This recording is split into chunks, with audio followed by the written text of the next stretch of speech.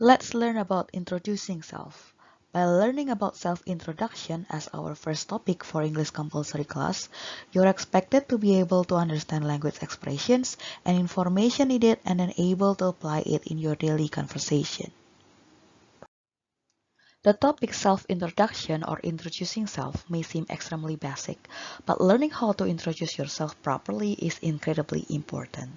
You might need to introduce yourself in your English class, in a job interview, when you're meeting people for the first time, or even at a big event in front of thousands of people. You might feel extremely nervous and anxious because it is incredibly intimidating. To successfully introduce yourself, you must have your self-introduction pre-written and learned. So, let's learn what needs to be prepared. Introducing yourself to someone does not mean that you are just telling your name. The introduction can include other details such as where you're from, where you work, the job you have, your hobbies, and much more. How you introduce yourself depends on the situation you are in and how much information is expected from you. The very first thing that you'll need to say when you are introducing yourself is greeting. You can have formal greetings or you can have informal greetings. It depends where you are, the situation you are in. Let's start with formal greetings. Obviously, hello. Hello can be both formal and informal, but it's fine to use it in a formal situation. You also have good morning, good afternoon, and good evening. Make sure you pay particular attention to what time of day it is. Also, note that good night is normally a send-off, an equivalent for goodbye. You say it when you are leaving instead of when you are greeting someone. If you are introducing yourself in the night, you would say good evening. Now, let's talk about informal greetings. It's really important for you to find one that you feel comfortable with.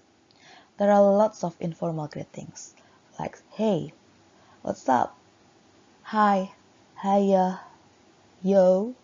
So, make sure you pick one that you feel really comfortable saying.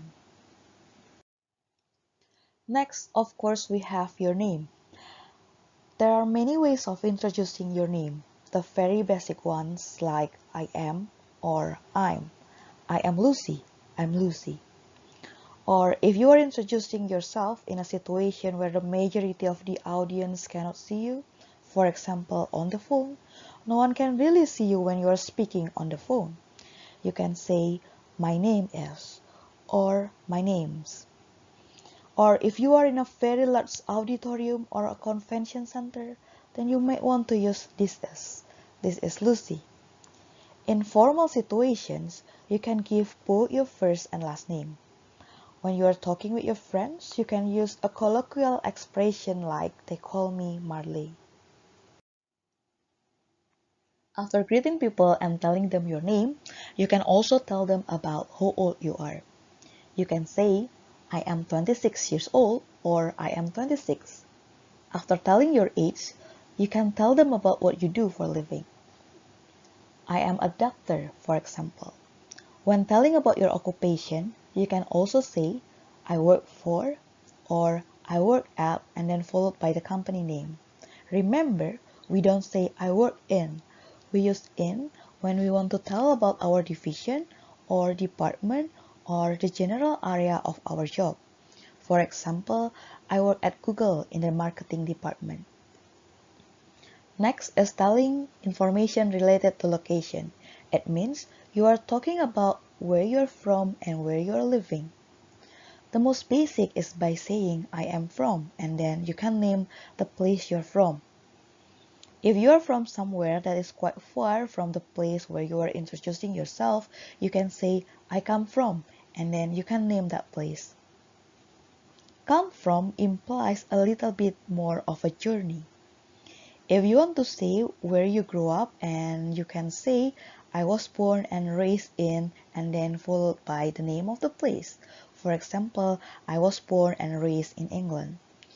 If you're born in a one place but grew up in a different place, you can say I was born in France but raised in Sweden.